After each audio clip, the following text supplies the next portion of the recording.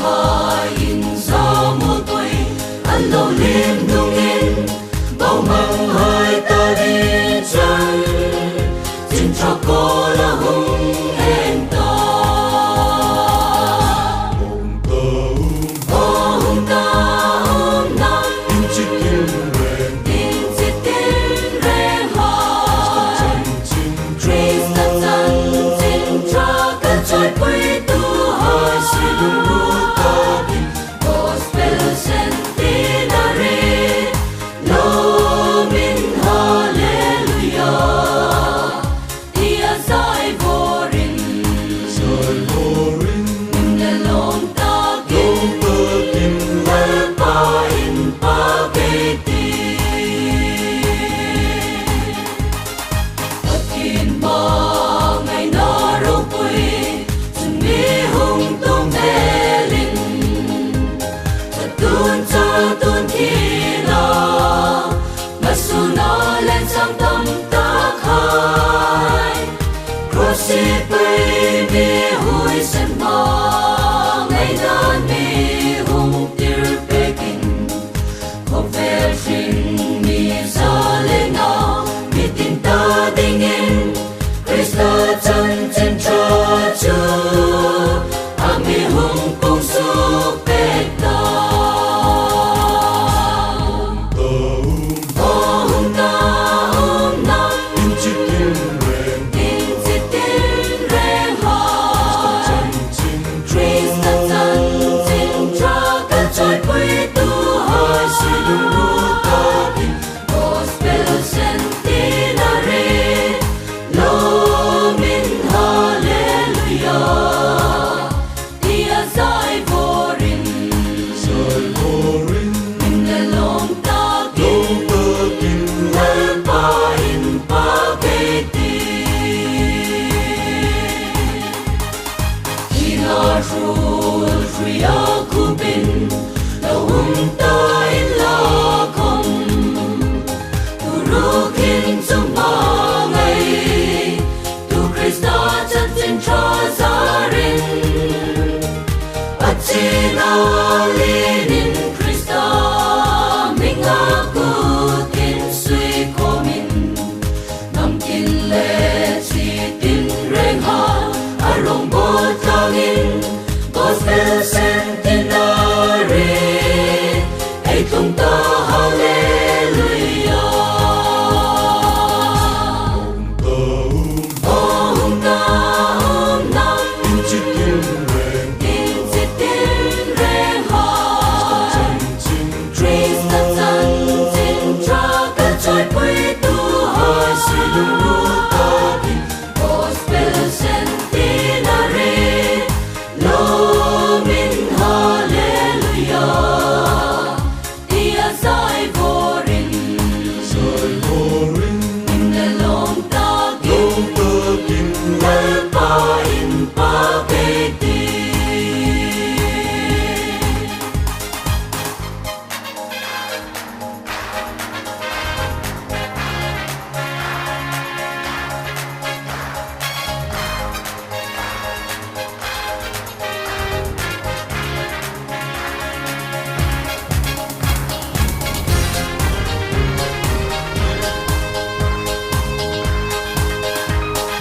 Gospel Centenary lo Hãy điệu hallelujah Arau bui na pungin Lalpa min tu trôi môi ấy tim Amano chu tu đăng không Bắt thiên rinh ấy nay sino Per cung trình trong lê rừng môi Si tin rèn rèn min Tôn ban vor siêu siêu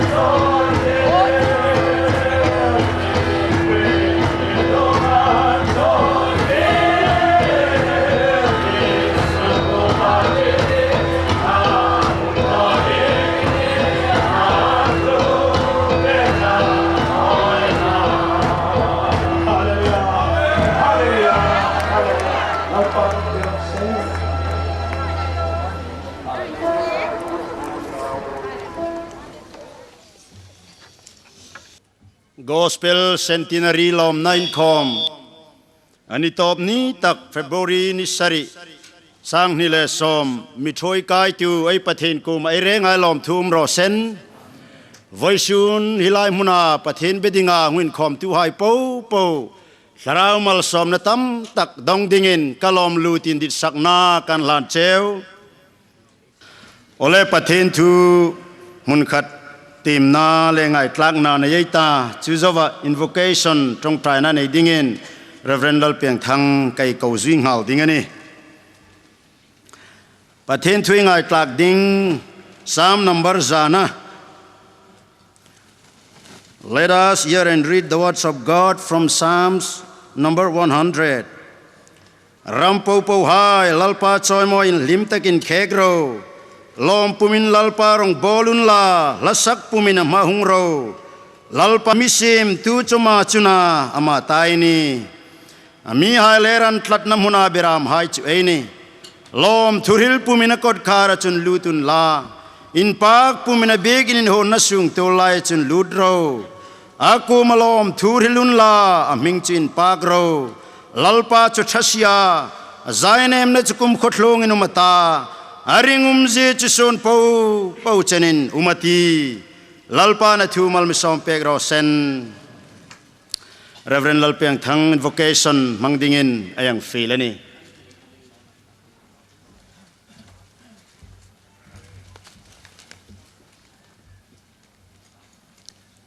Hallelujah. Hallelujah.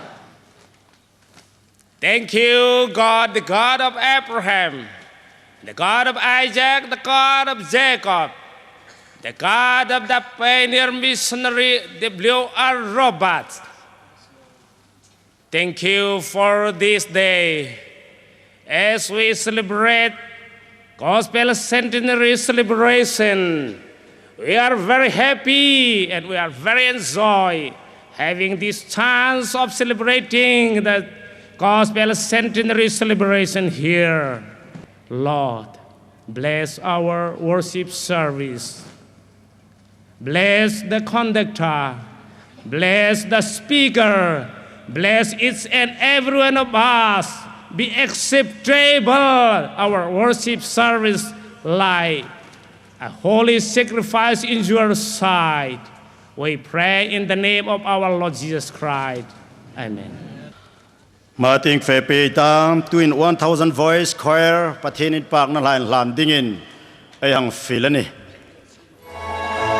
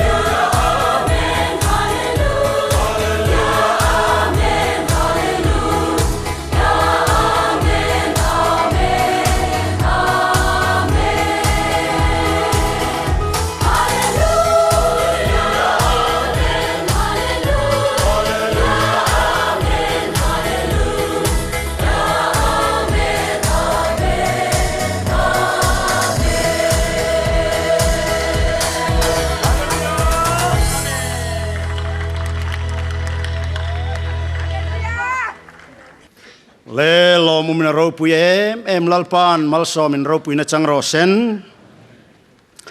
To in amazing guidance of God, Ebenezer,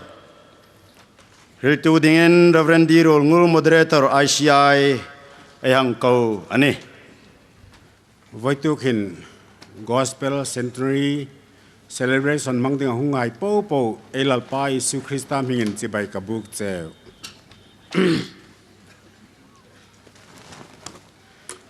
Independent Church of India pathen in a Troidan di Videography hildinga rota ko mikalom leni. Pathen Independent Church of India Troidan hi danglam tak ani. Korandang hai a Troidan le inang nona tak ani. Hi koran indin ani limain thokin harsan itum vel harsan tu sumpui karani sahung soka sumpuyan linok lak sumpuyan king pha khomol em moi em hungin langnok anga harsan an king pha malsom natam takin azui lak koran anitlat pathina Troidan tak chu Korin thon nina bungli le bungrok na pol arang kha ani king ting ang hing den kan uma nisen la khom kan tho ka dong si no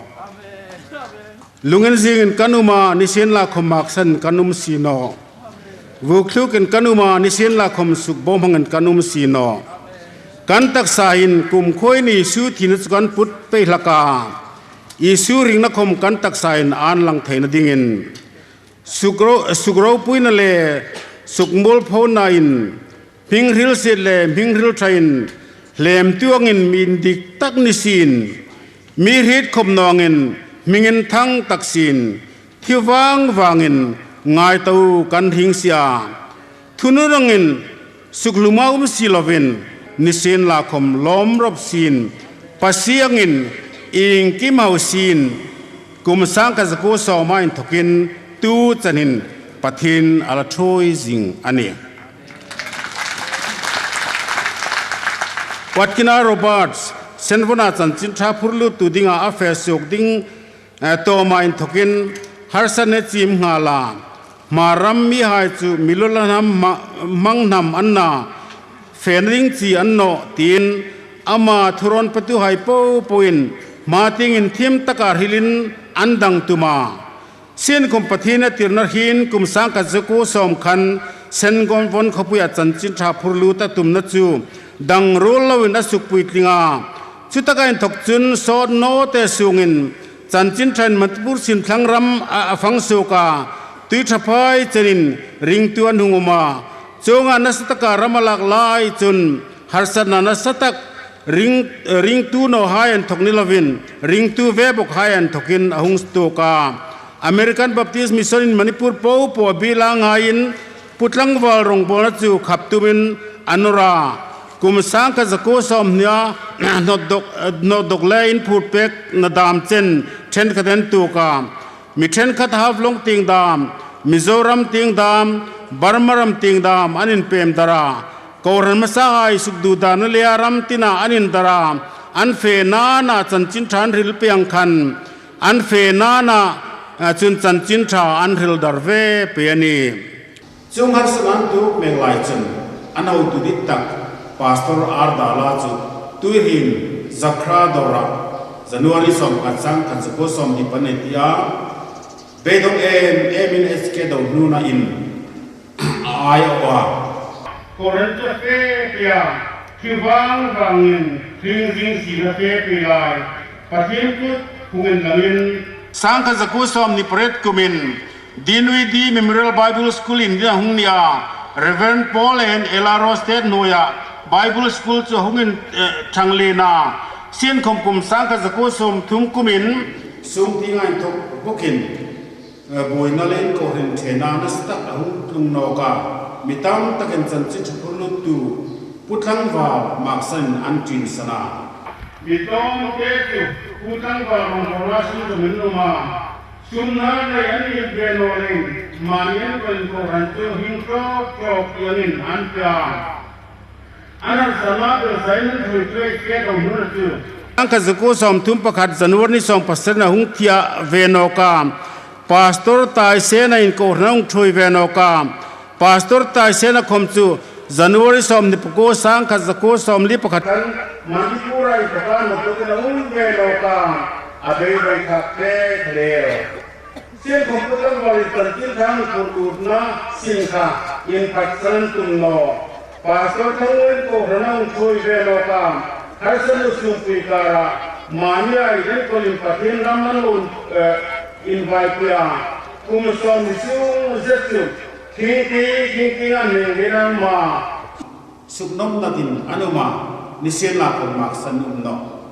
patin ngai na nasatak anhum naya chung lai hunachun pastor thangur le midang danghai koma lalpan la thatak tak khovel to ma khatam ya hai ngai na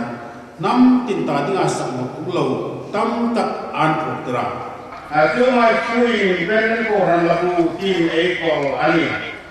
Cuma laya anak sedih pasal kamu dah beli som di pakuasa dan som di pakuma ale kena takin ana tinggal hidup. Tuai terkini lalpazar kantor jangan namun terlalu tinggi. Tuai itu alung emo kasana riwatakom enom si enika mirilai kita kami keluar. Noi tinggi jangin ekun loka. Jumpa ini pada domin ekun keluar dewan. Lapan ingiran kami akan kita utuh elin. Akhir hasil pokoi kumpulkan robin nesentum elin. Tuai tinggal kami. Ai thena niovin lalpa thena ningai nei theta chulei na to chin tho nge di midang hai khamen ama kut nge anung hi thena dingin lalpa lam pui lawa e he ro lui le tangka dik lia min dik no hai thil tho chang pui chu engam si no kha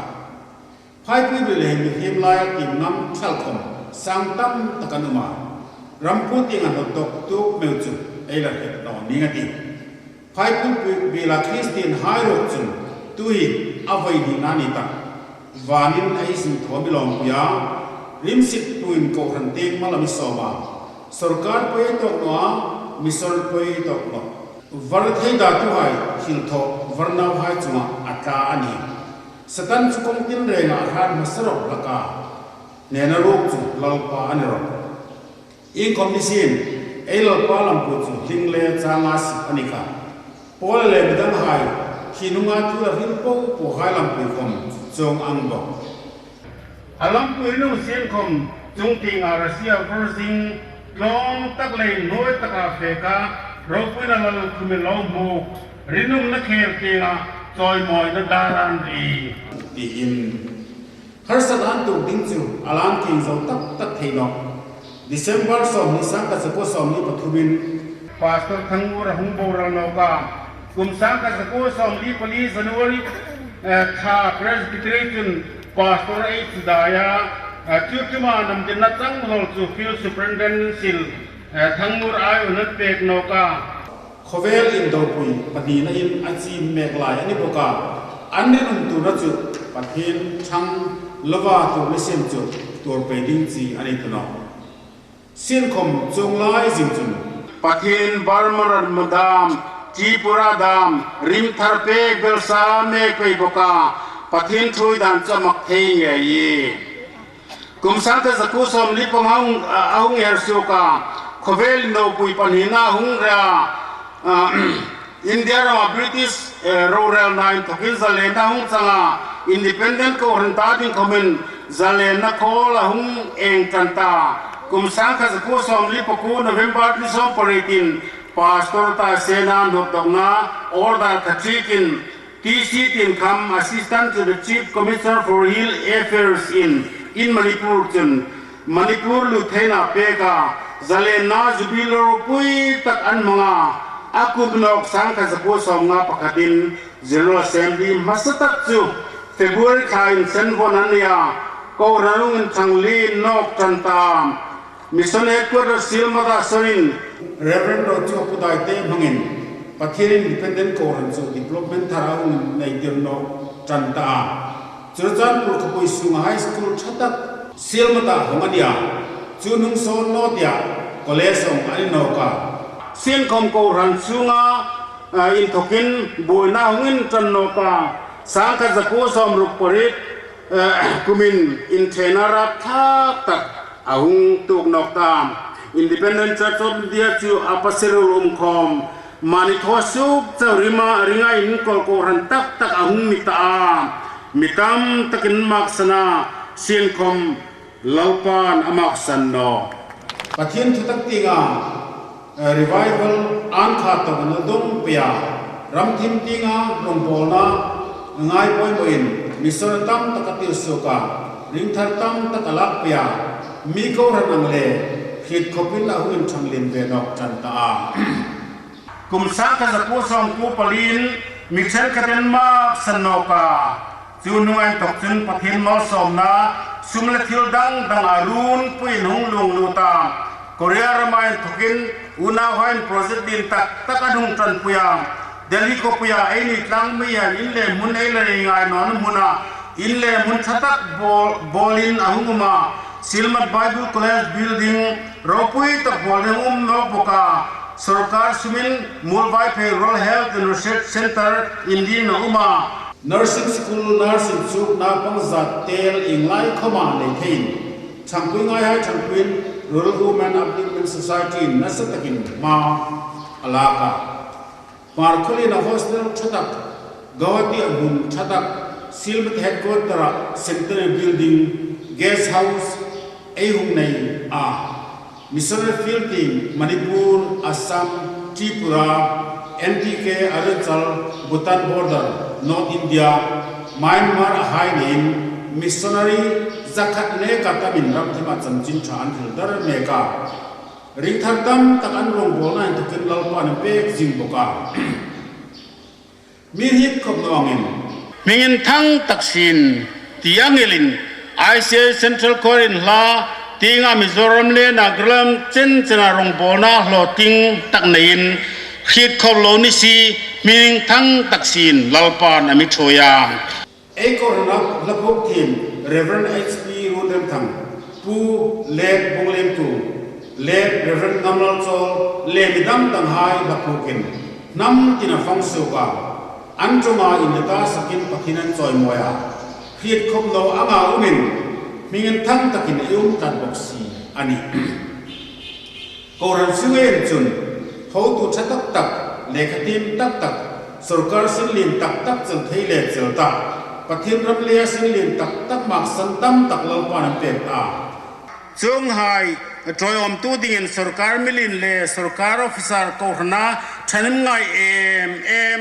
thok tu hai nek bana ko ran mangai nel om tak tam tak ape buka Chong lai jing chun sum tinga harsan chu adang lam chong beg no jing boxi pasiangin nisin la komitam tak sukhau sa sin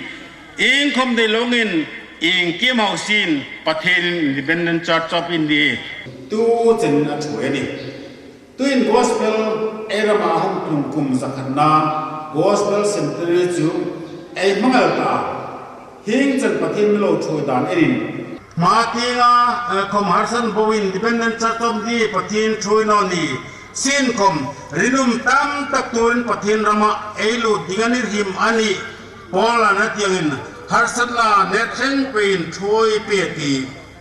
Ting Sai So in the Ding Tova Anna Lian Trilangin Koran Chang Ding Pole Adal to Ding Po Harsan and Nochil Lakata Chuzawa Amaneka Indon Chalemle Lin Lemin Patar Pungin Sumata Ne Pumle Ne Pedin Patin Martin a Troy Peding Ani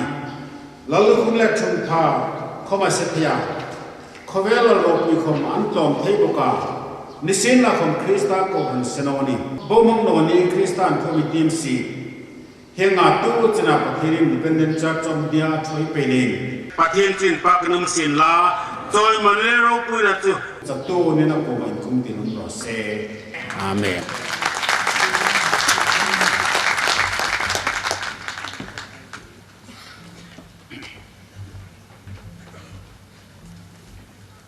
Amazing guidance of God, Ebenezer. Ropui takel ngai thlaka.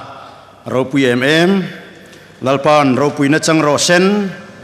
In park na la lay ngai zomeita to in 1,000 voices choir high. Pathin in park dingin elang feel no kanni. Tulai chanchin lalpa za thar sena ngai no tak lani ding hi tulai hin sari nghe mo lạc sam nang ta khom en no se me ni ta me hem lai tin lạc khom e ta wa noi ti nge en cha ni kun tlok toka chung ti nge pa pha le lo mi nei thong the no be wa lalpan ti ngai nam ami ngai to ding chu chang che ni hi har sa na po hi tum pe na zong wa ya chen tum e le ma tu lai ai chung chen chau khom e the na ni lo hin lalpa thế na nghe nghe ta chỉ đây là to trên thầu ấy thì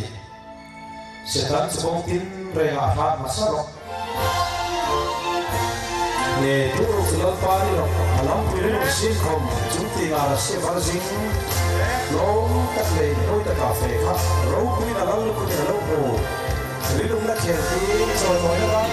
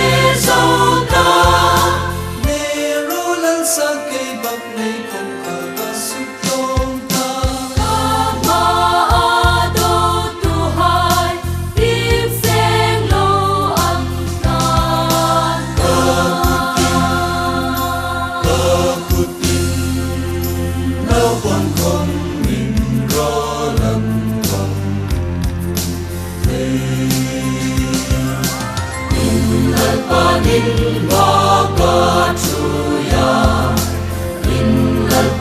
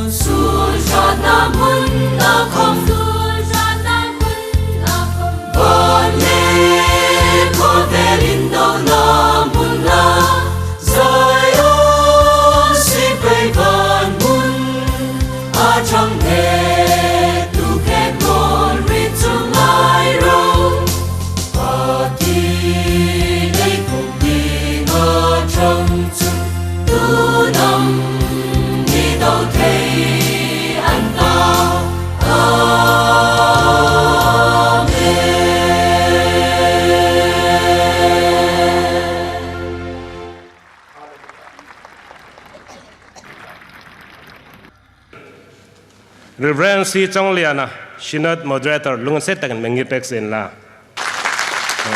Ama hi Reverend Si Chong Liana, Sinate Moderator, ani lungan. Ama hi Gospel Measure, chan chin thain entin na dinga Gospel Measure, ay sit kha min lan tu le miro chak pek tu ani ne. Upa Van Lalhuma, Sinate Secretary. Reverend Si Van Lalrohlu, ex-moderator. Reverend Si Lalpiangthanga, outgoing secretary. Upa Si Lalmuankima, outgoing secretary. Reverend Zelal Remsiama, administrative secretary, Manipur area. Vaiktuk he gospel centenary celebration lomna inung changhe kan lom ema kan welcome le chevaniti kang rila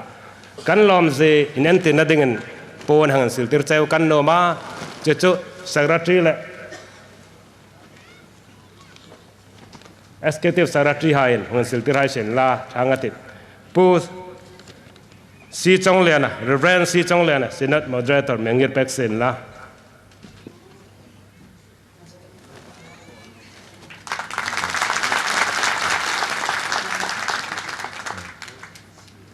Upa Van Lalhuma, Sinate Secretary.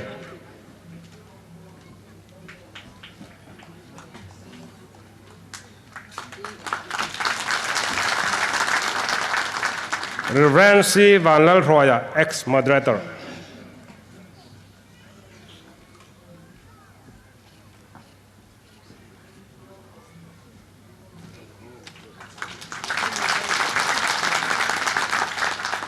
Reverend Si Lalpiangthanga, outgoing secretary.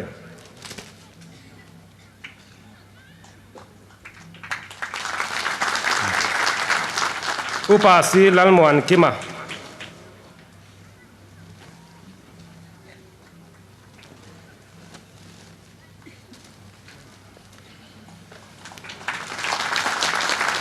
Reverend Si Lalremsiama, Zelal Remsiama,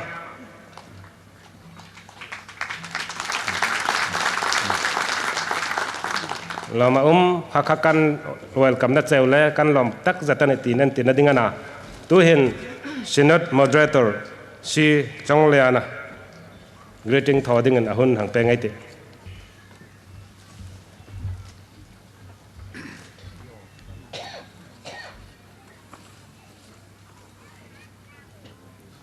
Amasaberin Mizoram Presbyterian Church Synod Ayoin Manipur Gospel Centenary Lom tu ICI Kouthan member zong tele Shuai tu te Voinia helai muna pathian minga local khom zong te Kan lalpai suwa Krista mingin Cibai kabu kaceu Voinia hian hun lomom tak ICI Kouthanin ropui takain manghi ropui kantia kan loma keni helaya kan lo kalchana hi committee poimo nima sela helaya Kouthan hoten program poimo tak in bangani ti kan sia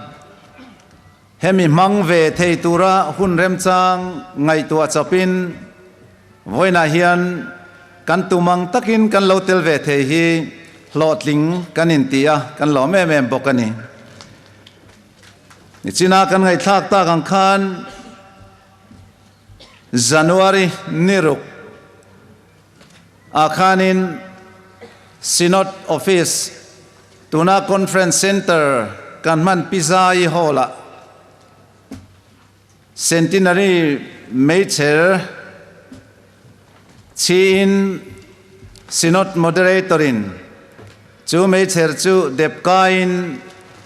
Hun Rau Pui Tak Kan Mang Toa Abul Trantua Min Manga Mei Cher Situra Nang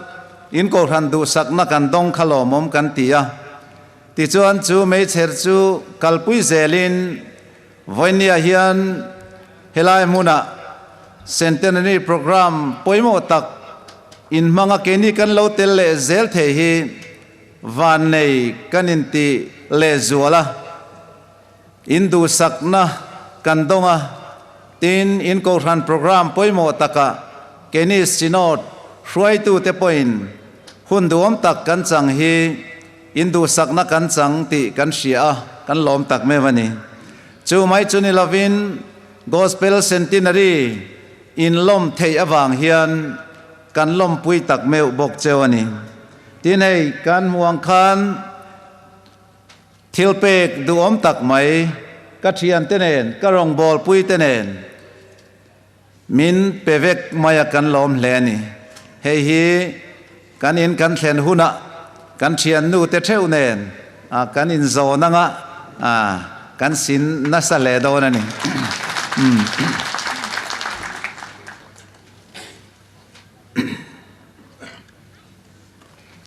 tuin zinga hian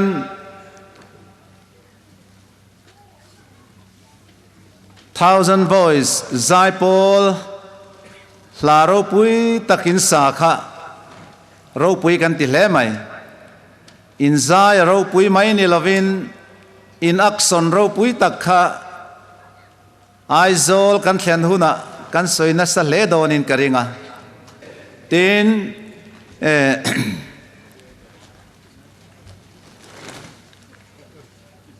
March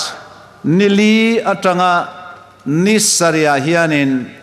Mizoram K3P Christian Chalai Paul Conference ma mita kan nei dona hei hi kum khat dana nei ania heta po hian ICI Central Choir te hi local thei selang chuan kan lom leang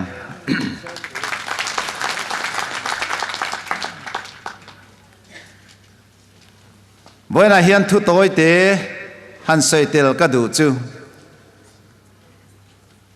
chan chin traumatized ziak bunga chang som le palia khan khovel eng in ni e ti pathian thu poimo tak kan muwa Mizoram le Manipur ram chan chin trai na ti en ma khan ram huai le sual thil ti theina ten kan zavain min ti seom hleya nima sela khothang ramatang te England na tang te Wales tang te in sap missionary te localin chanchin thamei cher an ron chia chumi enga chuan voinia hian kan zavain hruai kain kan oma lali suwa kan phak tlang thei hi aro puya voinia hian lali suwa chu choi moinom ro se he chan chin tha kan don hi nichina kan ngai thlak ta ang khan missionary za chuang kan tir chuaka chuwangin he kan rong bol na hi i chun zom tlang zelang u mana chuan ko ran pakhat noya omin lali so Krista chan chin tha enga tuna hian mun khata rong kan bola helaya ICI ko ran te Mizoram ko ran le Manipur kan ko ran ho te hi khovel ti eng turin khovel hian min be se min thir me ka kan sinot Mizoram Presbyterian ko ran sinot nen hian rong bol na hun lomom tak kan nei zui zel kan be se ya indo na te namin ti ran na te in mail mark na te hi lali suwa Krista chuan a leng lova kan zavain u naw chung khat kan nia wangin khovel ti eng tur le pathian ram ti zau zel turin i tang tlang ang uti in he centenary mang hian kan in som non le ani ole kalome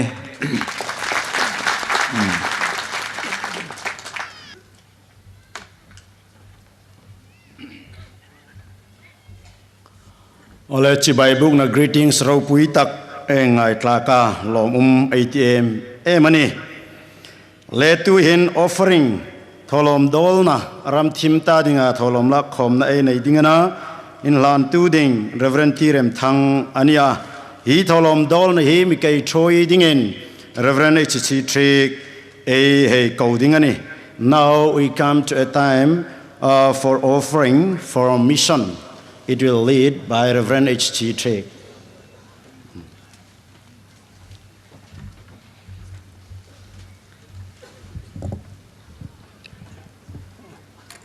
Voisan khane ho tu hain voisuna mission ta dinga idol dingi Orissa big in succeed hai dol bol na ding le mission dingan le nang in hung dol lanta in hoi de ba voisan in katum ka in nok tanwa pi khol pi le sil kan ke le ya kan mi ro thamane o katia ei sil lak ei lo thatta si tu voitok chu sil ei jong dingani idol man trong trai na nei tu dingin Reverend Remthang Koveta kan lalpa le kan pathin mi mangai tu thingbul lungbul kan bek line thoka inau pa Yesu Krista manga mission sok tu voisun hin lulam manghai kha tlarau mangai tu imisem talen lom thu kan ril chea Gospel Centenary tlung thaya imisem len lom thu kan ril che ni iro puin dinga voisuna begin bol na dinga kan la khom ding hai po he misuk pung pek dingin lalpa Yesu mingin kan ni che amen voisunin begin bol na dingin mun so ma uma ming tem nong kate tu gum sung ngay December man ay bol zo ding ay November anton ay hong al ding chú zawa missionary ay la jong dini puchong hai anu pa ni pirem sem paniana pale evan hena panganta puro teni no meng choila 1 2 3 4 5 6 begin parugay muta palila bak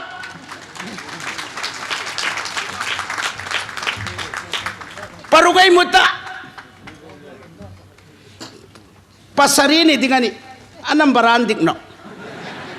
pasarini papale patumay dol dini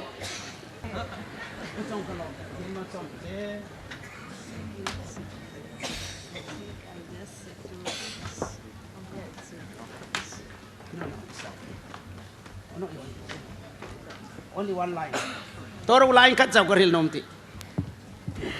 My joy knew no bound when I just stood before you here. I know my God is such a great God, even though our problems are very great, but it is too small for my God. Thank you so much for all of your prayer support and all of your dedication and all of your financial support to a place like Orissa where these children have come. Even though they have lost their parents or their homes or churches, but God is going to do a great thing. I can just say, praise the Lord. Your mother died, no? Your mother has expired, no? Amai ramtima feka na nuna lauti sana. Rimsitaka umane puria kun. Pathen ro puyana makati talon voitung ni nata. Atrap lane in let antakat. Kan let no lani khaile feta ro le badol ro le ei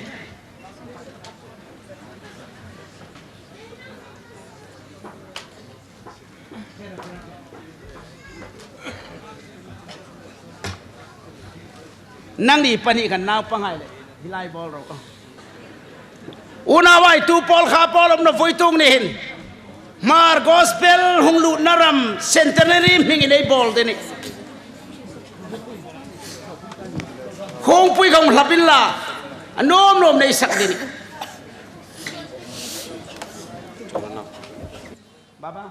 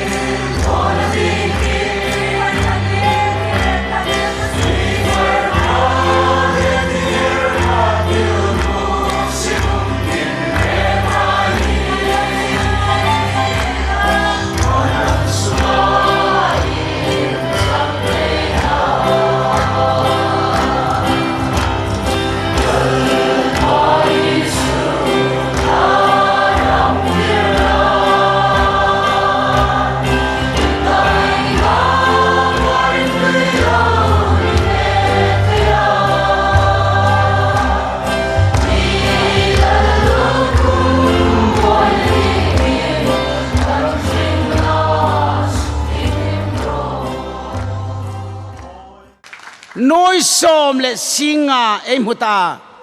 tu ta hung loi ding kha e la tim no na ke le tim sa ni ro se ke missionary din lan peng ka te tinum chun ban paro ka ti ni pani so wa sono pathum pali panga paruk simita pumin pasari pasari dol dok nok ta pathum chon hungin la dol ti hunin na dai tano hun sin la in mom te ma zanale missionary la zong nok ai ti tholomin lan ta ro puina pathin pe ngai ta toy ting tong trai ka ti lalpa kan lo me imi highlight lungri li pong dok len lom thu kar hil che Zim blessing Evan Dr. Chalton nupa Jesse Chongklen hai nupa Upa Ramson hai nupa Sang hai nupa James Langrong bol hai nupa Mimal tak khoma begin bolding a hung su gai Roland Hitlein David Kola in sunga kazangai nan keng tanon ni tiang khan anin sungan izangai na chun keng tanon ni kan Hitlein lom thu kan hil che mal som ro lalpa mi puy la hung kirno big in lina hai kan bola an khom ding kan ngai no in khom tu ding sing big in nei lo hai ta ding in Centenary ral king ting min kai te lom thu kan hil chen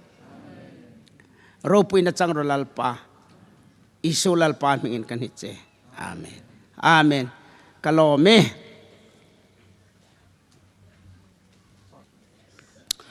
ole pathin mal som na ro pui tak ai donga ro pui le lom mai hang tiem melani to hin recognition and appreciation hunang mangai ta chu hun mangding in secretary gospel centenary celebration committee ai hang kawani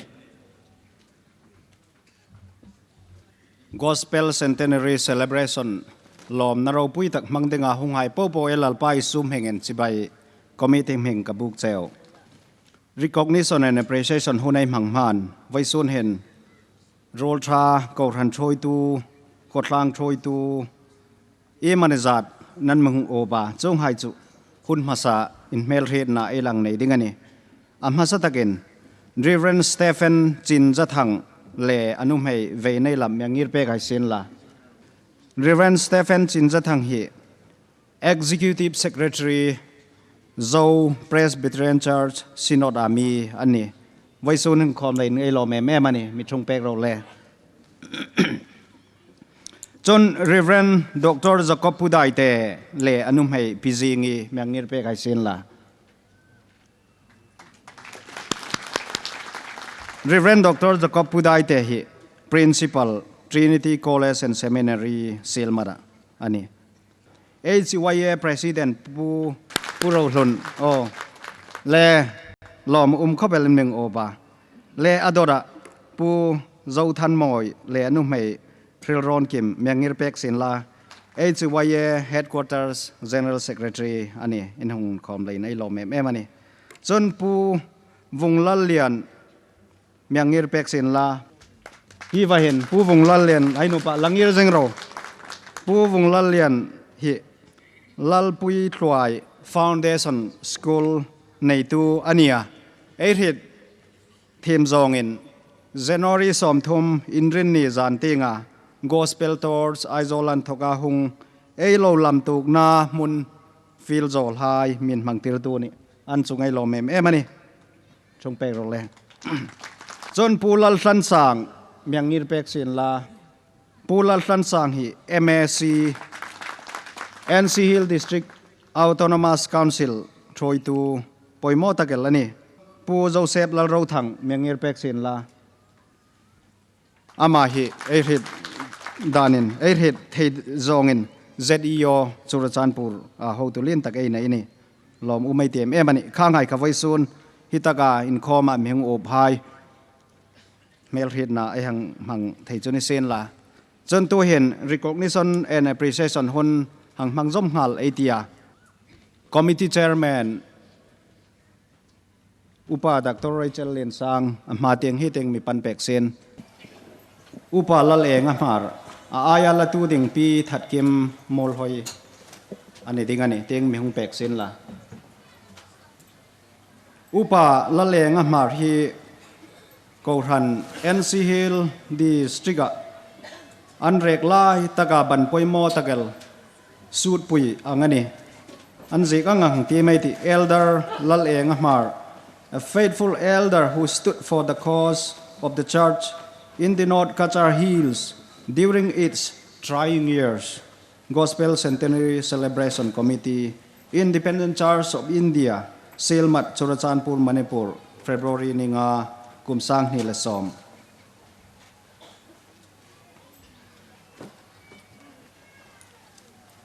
Pasal detak pathen ram melekau ranai tadi ngaring takarong bol red zingan tin ente nadingin ikan pecene.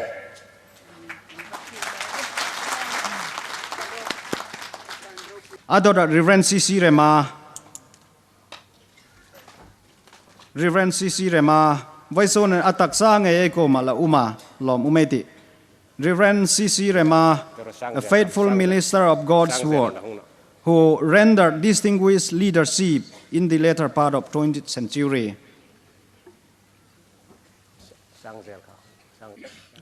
Azawa ding CC Rema.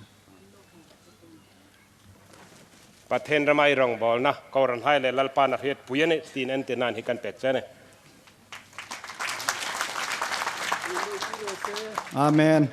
Tu hen Reverend Katie Amos, Vaison ataksa huding lom tano in Chatun Ramin Loisan Sinkom. Anu mai pi sang zel koma. En landingani stage mi humpan peksen la. Reverend Katie Amos, a faithful minister of God's word and a distinguished leader in the ESC during the later part of 20th century.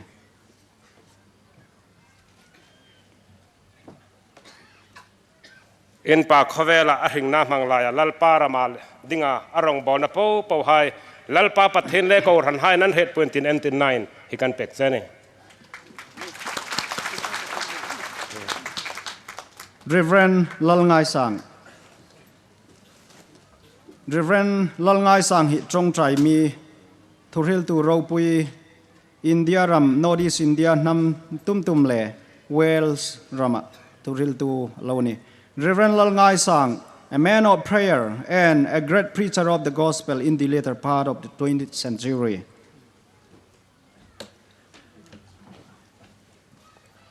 Lalpa le ramta dinga itong trai na irong bol na tarabo mang sandam na dinga nastakai thonai po ko ran le lalpa pathen het puin choi moi nan hikan pecene. Praise the Lord. Adora Reverend Chung Thang Trek mehung ngir pek sin la. Reverend Chung Thang Trek hi India Ram National Church leader ania, dynamic preacher ni in ama anga sandam na chanchin tha gospel khek pui hi ei ramahin mi pepe sin la ei no mani ang te mai ti Reverend H Chung Thang Trek, a distinguished national church leader and a dynamic preacher who proclaims the message of salvation in the later part of the 20th century. Gospel Centenary Celebration Committee, Independent Church of India, Silmat, Churachandpur, Manipur, February 5, 2010.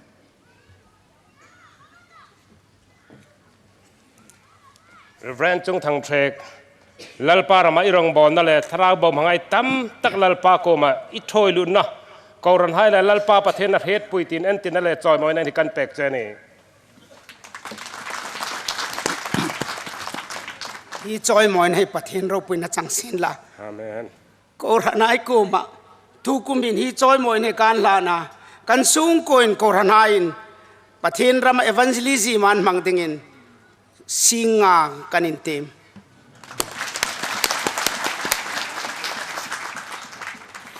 Adora Pulal Remthang to sing le pi lal road kim an panhin me hung pek hai sin la. Anni nupa hi thilpek pedinga pathenen give thilpek apek hain ni. Executive Secretary Quarter Silmada bol tu hai annia. ko rana donor poimo takalanni nje kang takan hangti mete Mr. Remthang to sing and Mrs. Lalrohlu, servants of God who have made indelible contributions to the development of the church and for the spreading of the gospel. Centenary Committee, Independent Church of India, Silmat, Churachanpur, Manipur, February ninga kumsang hilasom. Lalpa le Ramlin na dinga tiklay taka in peng ngai popo. Lalpa pathin le ko ranan unread puintin ente ding le lalpa ro puin kan pek chevani.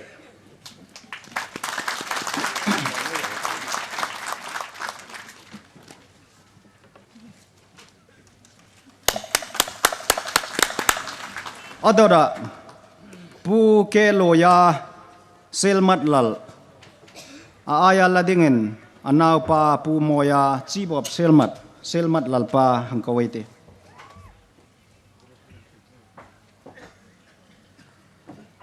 silmat lal pu ke loya hin sangkhat zako somngale parukhan silmat ahin Korhan General Headquarters in Hat Nadingen Ramhing Popo he a donate ani ay kudang benedi Voiceon henama umtano senkom anaw pa pu moya silmat chief umani ay je kang tak nang temaiti ke loya chief of silmat who generously donated land for the establishment of the General Headquarters of the Church, Celebration Committee, Independent Church of India, Silmat, Churachanpur, Manipur, February 5th, 2010.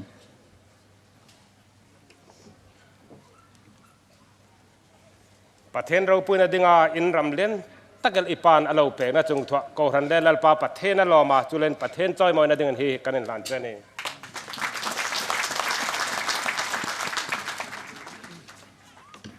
Voisuna hilai muna pasile hausa achin le alin clear bing na lawa kan renga kan khom na dinga tharau ting zion tlang ai min thut len lom thu kan thil che na sat takela kan ma tinga nang man mi thui no ka hi centenary kan mang mek choma kan mang nain thokin zan hun chenela aneka zul lema aneka ropui lema i ropui na hung tar lang pe dingin kan ngen che chung hai cho mi sandam tu kan lalpa isu mengin kan ni che amen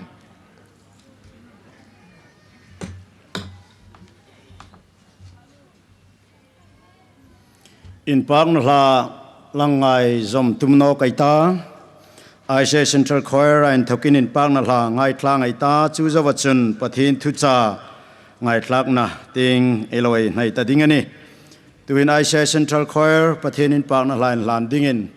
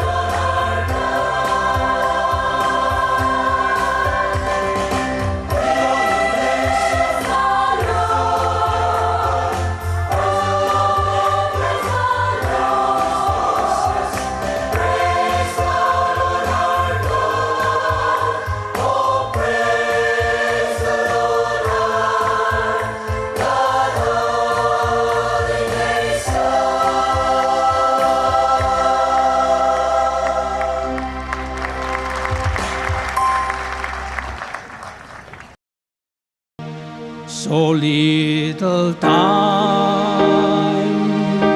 the harvest woven, our reaping stand, and reapers come, report award to Jesus, Lord of harvest, and hope will smile, and death will say, well done. Today we reap or miss our golden harvest. Today is given us lost soul to win. Oh, then to save some dear ones from their burning. Today we'll go to bring some sinner in. Trong trại tiêu, olal pa kan pawa nami, kan lal pa isu tisen lut taka mintlantu mengin imha kan hungkun ani. Ichat na imal som na ilung si na tim seng lawin kan chunga atlunga chungai po lei chun lom thu kan ril che tuin lalpai thu chan chin that lom ti hun toi ti kan ngai tu ding ana nagin kan reng hin kan lung rela tharawin mi them la kan reng hin mal mi som ding kan che kan lalpai Jesu Krista men kan ngen che amen. Hi san chin tha zakat na lom na a e thu pui chu san chin tha til tho thei na ana rom bung kha chang som paruka ma mi hai kom nan lo hil ta pola chun rom bi ko ring tu hai ko ma chun ji ka chan chin tha chu kan za pui si no a aring po ta hai ta ding chun pathin thil tho thei na sandam na ani ati chan chin tha e mana chan chin tha toy ti ni si kim chang taka injeng na chu zo han bung thum chang som paruk e re chita hitakhen anji kani pathin ko vela mangai em a chong chun naw pakhat nei suna pe ka tu khomaring ta phot chun an bo mang no a chatu na ring na an nei theina ding ati Yesu Krista Bethlehem hong te peng khan van ter ko chun beram pu hai ko ma chinoro ngai tu chinoro in ko ma chanchin thalom bek ka hun plun che bani he mitin ta dinga chanchin thalom bek ka hun plun che ba voi chun in ta ding santam tu David khwa penga lal Krista chuate taga chun pakhatein chuk chikdinga ka chuk dit chu chanchin tha chumitin ta dingani nisen la khom sandam tu chu achang tu hai ta ding sawani chun Yesu Krista Bethlehem hong peng khan chanchin tha chuk kimel no a in tlan na sin cross lera atho zowa thina atuka thonok na achang khan chanchin tha hong kim chawani Aini adam tha hai hi sula tuina sulman thina ne lein mi po we thidingane Yesu Krista ke thawina umani lai chu ka chu orno mani sulman chu thina ni tia chule chun ei sulai ni Yesu Krista chu Calvary cross athia Hebrai chu Korinthon khanda bung som panga chang thu mai muat Hebrai bung ko chang som ni pania chun thisen sung no chun sol ngai dam na no Yesu Krista chun cross le ra chun a thisen an suwa sol kai lo thisen chun a sol hai a soft fine Hebrai bung ni chang ko chun Krista chun bitin ta dingin thina antemat Isu Kristan nang le kay ta ding thina antema khovel mi po ta ding thina anteman Chubak chun lovin efesi bung li chang ko chun thina chawin tem lovin them huna ju fea takan tok chun pathin in apan akei thawani Isu Krista atho khama khatin atho no a pathin apan akei thawani chum je chu the mai sang na ding na ta asan chu Isu Kristan ei sul man apek kha khan ei sul man atlang e ni ti anlang tirani ino se la chu pathe ne na nau pa Isu thina thokin kei tho no ne Isu Kristan ei sul man apek kha ahun tok ema chulin pawa namin thinan thokena kei thawani John bung ruk chang som ruk pathuma chunar it is the spirit that giveth life the flesh profiteth nothing tharau theng limani ringna petu chu taksan ing khoma tho thei noti chulei chun Isu Krista la lesson tam twai ju pom khan tharau theng lim nei lung rela sinatwa ahung lu ta e tharau le Isu Krista ringna kha anjom tira Isu Krista chu chatuna pathena ni lein chatuna hingna neya sandam bagnilovin chatuna hingna ei nei tani chu hi khovel hin athil tlak sam tak pakhat chu in remna Isu Krista Bethlehem peng khan vantir ko hai chun anung rila berampuai ko ma Nui chungan remna reng ro sen anta Isu Krista hong peng kan hi nui chungan remna ding om takana ana chu remna chubak sunelo Isu Krista hun sot no te chun amang e na rila nui chunga in remna hung tlung dinga hung kan no mison no ro nui chunga hin ndelo to short Kol na min leng tir nga hung kan nile maneti ne an kal tatlatel anle khavantir ko wai khan in rem na leng ro se ta Isu Krista nge na in rem na leng dinga hung kan no in do na hung sem dinga hung kan ni kol na min leng tir dinga hung kan ni eng le mana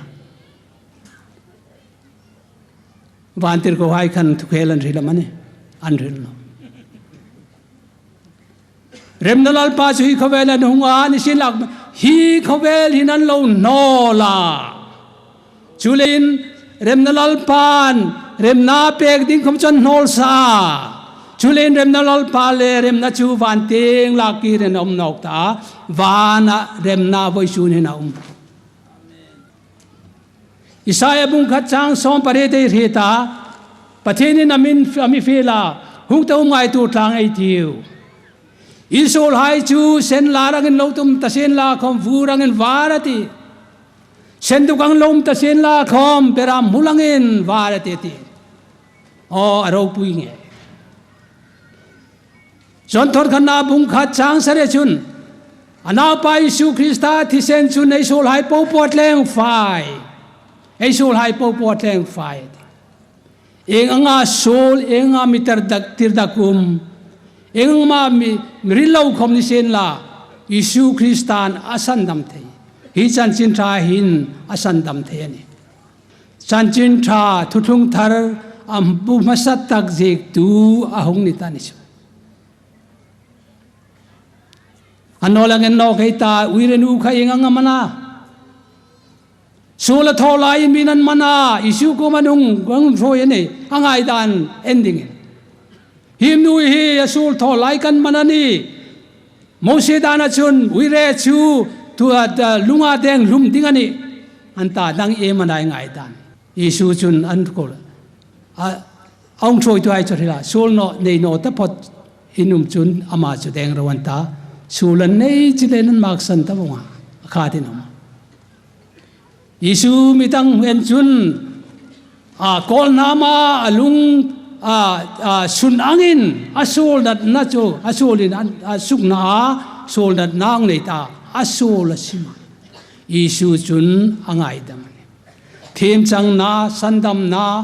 ang pek tani isu dat na ko ma arila ke khamen kat thêm no kan chang no che fe la tu ta nung chu sol tho ta no ro chu zo chun isu kristan nei ta dinga india to ka be se amu nom chu ei reng in mi sol ei na in sol dan hai ka hen no ka sol dan hai in hen no isen la ka isu krista sandam tuai pom nian to khana mi theng fai ani ole chu teng pang chun lo top nok ta ei ta chan chin that thil tho theina hai chang tu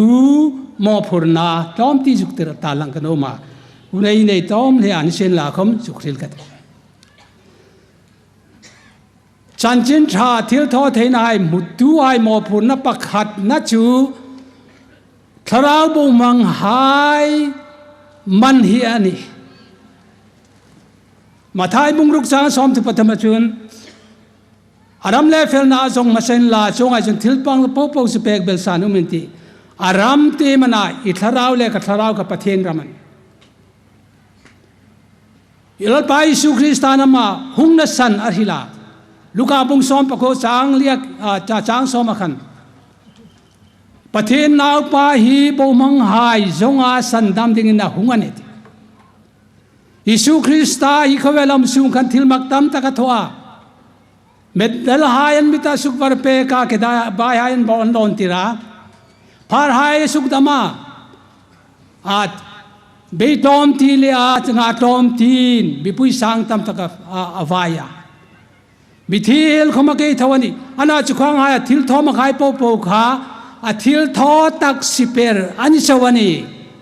these are all incident a thil tum tak le ang na san tak chu tharau bo mang hai san tama vanrama choi atumani chu cha hung na san takani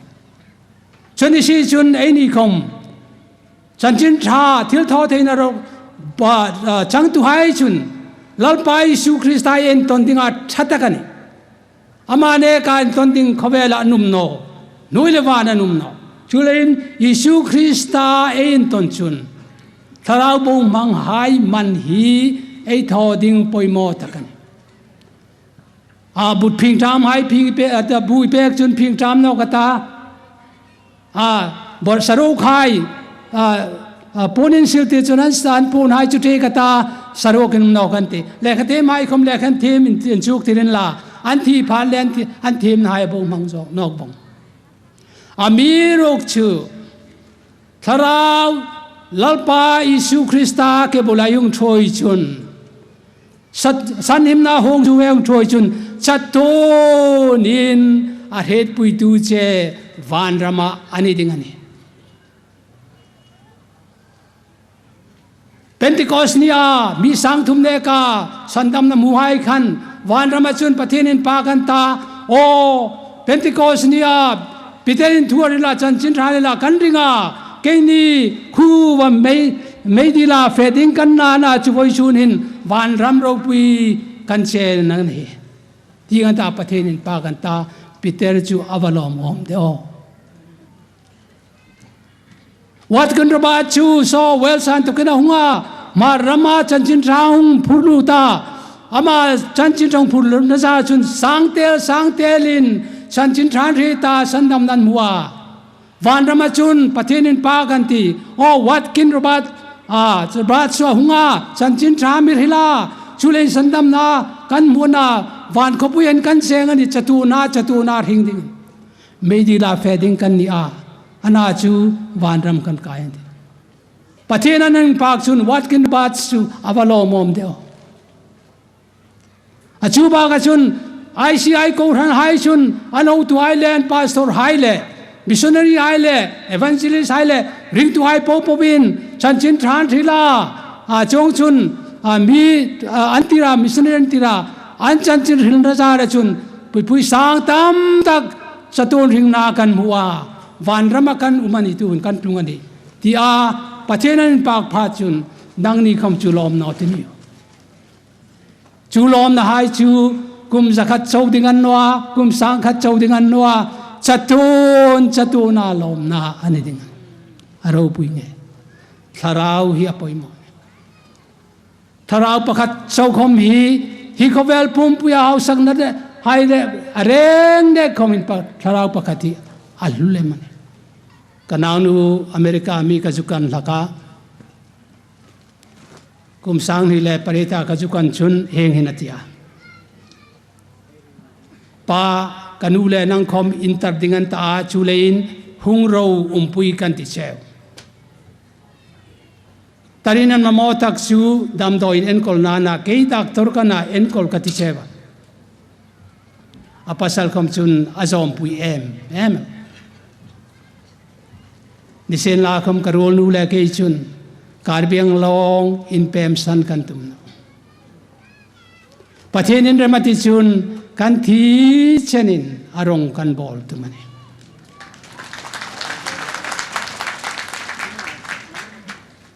เอาหนาวป่าอุณาวนูริงตูเขาเวลมุนชาเลอินหอยอินนันนอร์ลัลปายสูนี่เขาเวลหินกุมสังขัดรบอะไรดิ้งอันจูพาจุนริงตูไฮเอนี่ไฮโรเรลตัวเอนี่ดิ้งอันนี้โรเวเรลปุยดิ้งอันนี้ไบเบิลนามิฮิลานีโรเรลตัวนี้พาจุนมุนชัดตักเล่มุนหอยตะไคร้คุยจังดิ้งอันนี้จูเลจุนมุนชาเล่มุนหอยไอตัวหินอินนันจูจะว่าชุนจัตุนามาเลเชงดิ้งวานาอามิช่วยดิ้งอันนี้ชูมุนัยตุงมาทินราลฮิเตงาเอลาซุงหินเทปตอปินลารามสินทองอิดิจันจินราทิลทอเทนะจุมพังอินเซนัตสตานะคุลรูเนตาสูลคาร์ดนายตังไฮจุทอยสุกดิ้งเอมาซอนจินาเอเทปต่อเป็นสูงไงตาลัลสินลัลรองบอลเลยทีลัลปานมีทางปุยรอเซนตรงใจทีโอลัลปากันปาวานามีหิวนาจันจินชากันไงทักหลังดิ้งสุกันจงตากันลุงริลชิตามัลซอมสุดิ้งกันหิเจนี่กันลัลปาอิสุคริสตามิงกันหิเจอาเมนลอง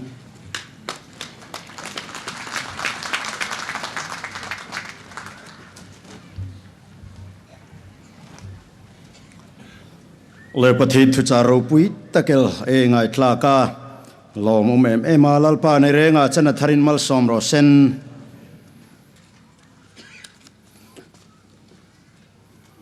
จูหินมีปุยเรงอินปฏินจอยมวยน่าอินปังนาลาเลยสักนอกินลายโนไมล์ฮัทรอยตัวไอหงไฮเซียนลา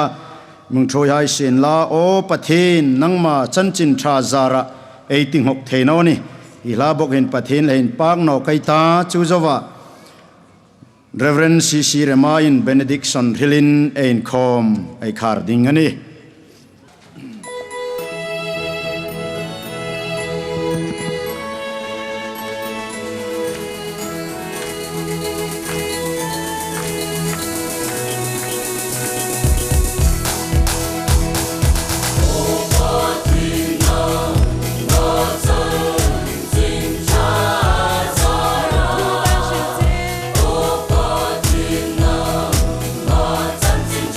Zara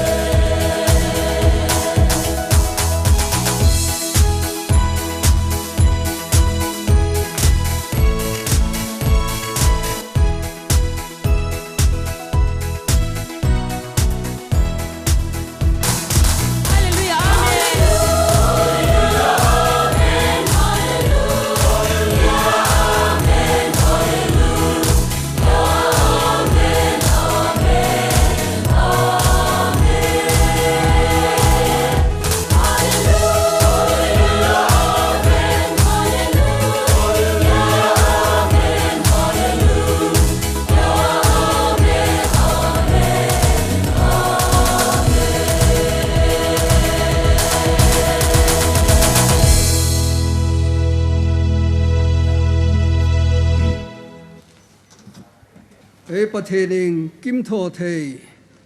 Gospel Centenary mi trôi lung từ cô mà chân